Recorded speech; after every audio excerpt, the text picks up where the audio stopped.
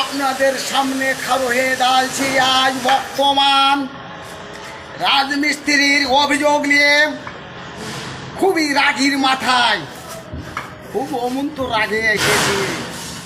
এই যে ভাইরা দেখেন, আমরা রাজমিস্ত্রির কামলা, রাজমিস্ত্রি কিন্তু আসছি কাজে।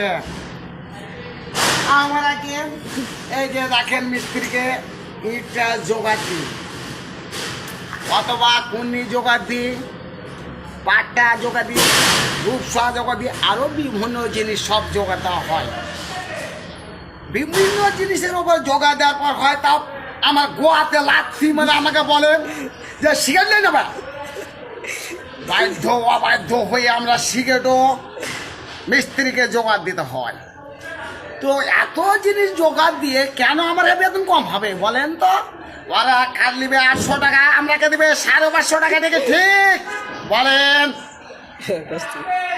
আর যদি এটা নিয়ম ঠিক হয় তো ওদের যন্ত্র ওদেরাই ধোবে।